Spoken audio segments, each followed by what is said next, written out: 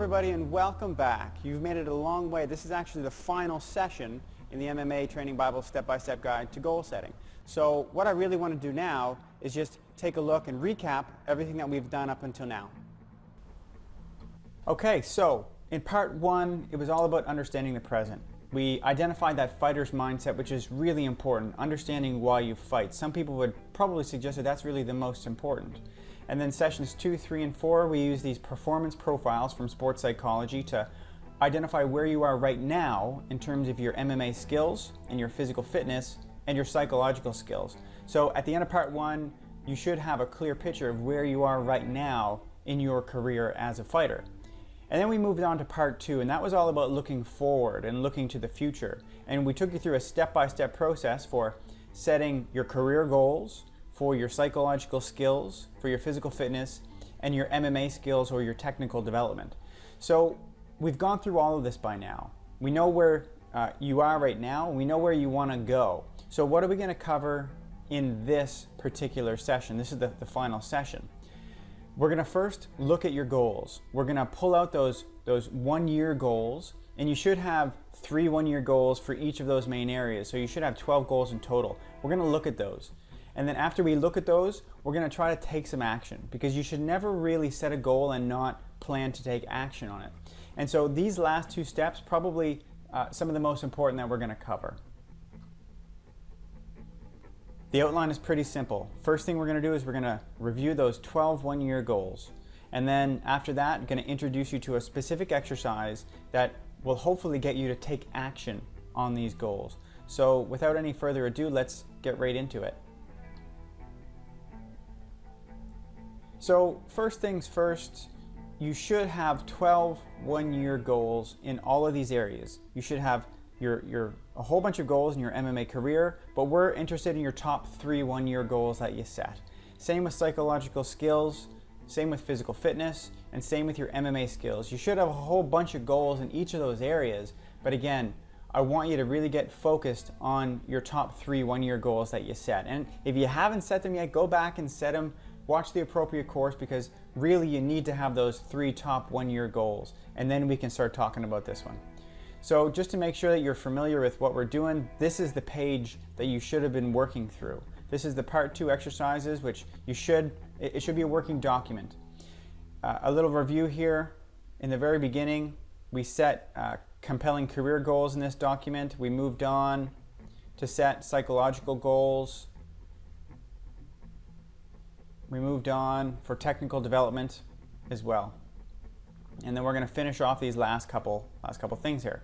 So you should have this sheet out, and again, what we're really interested in, it's those top 3 1-year goals. So what I want you to do is get that sheet out and then just have a look. Right now I want you to pause the video and study those top 3 1-year goals in each of those areas.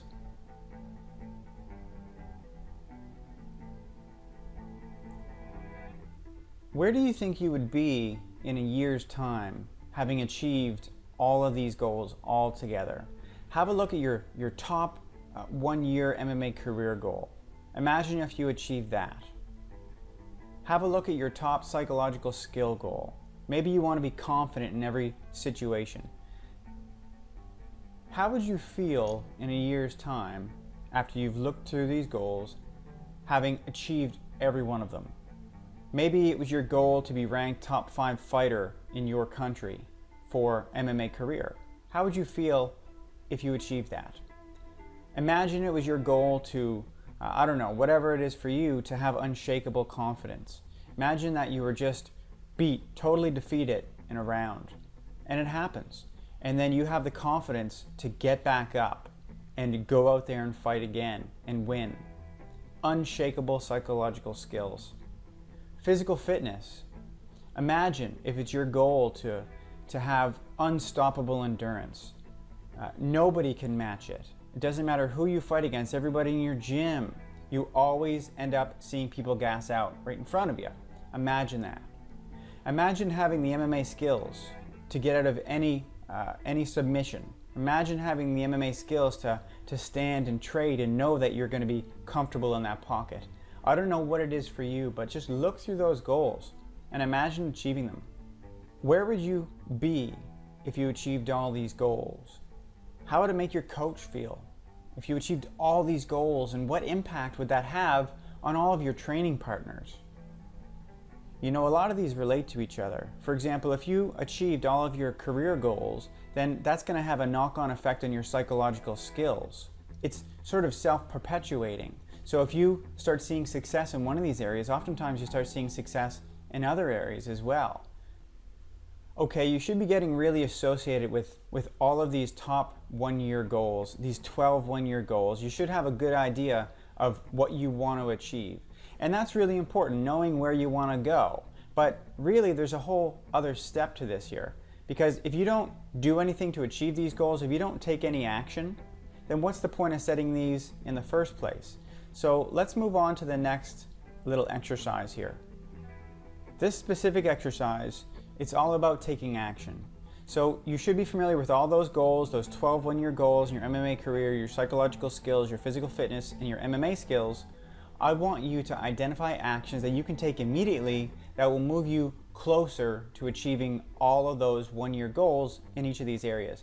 And so if you look back at your exercises and you scroll right back down to the very bottom here, then there's going to be a little bit about this. So what I want you to do is I want you to pause the video, I want you to read through this, and I want you to start thinking about actions that you can take right now that will move you closer towards achieving each one of these goals. So pause the video now and start thinking about some actions that you can take. Have a think about it. What's a small decision that you can make right now that will move you closer towards achieving these goals? What's a tough decision? What's a tough decision that you can make right now that will get you a little bit closer to achieving those MMA career goals, or those psychological skills, or developing unstoppable fitness? Maybe it's just going out and getting a membership to the gym. Maybe it's calling that buddy who invited you out to the gym. Maybe it's reading a little bit extra around the area of psychological skills, or maybe it's just showing up for those MMA skill practices and giving it your damnedest right through the whole session. I don't know what it is for you, but have a think about it. What are you going to do to act on these goals right now that will change your training, that will improve your chances of achieving all of these goals? Have a think about it. Now, I know some of you will not take action. Maybe it's because you don't think that you can, but really you got to do the things that we talk about here in these videos. You can't just sit there and passively listen. You must act. Action really is what separates the winners from the losers. The winners are the ones acting. So that's really it for me and this whole training series. Here are the references. We've seen them before. And then here's a little quote, and I think this is a pretty appropriate quote.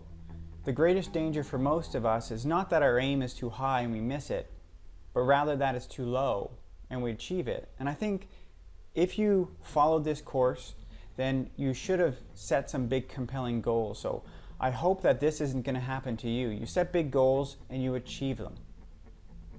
Okay, so that's it for me and the MMA Training Bible and the course on goal setting. I hope you got something out of it. And remember, you can always go back and return to this whole video course and go through it again. And really, you should be going through this process every few months, and definitely before you start a new fight plan. So that's it. You can go and check us out on the website, themmatrainingbubble.com. You can subscribe and get the latest emails. You can check us out on Twitter or Facebook or Pinterest or whatever social media you use. And leave a comment. Let us know how we're doing. If there's something that you want to see, please tell us, and share it with your friends and training partners and your coach. So that's it, and I look forward to working with you again. We'll see you next time.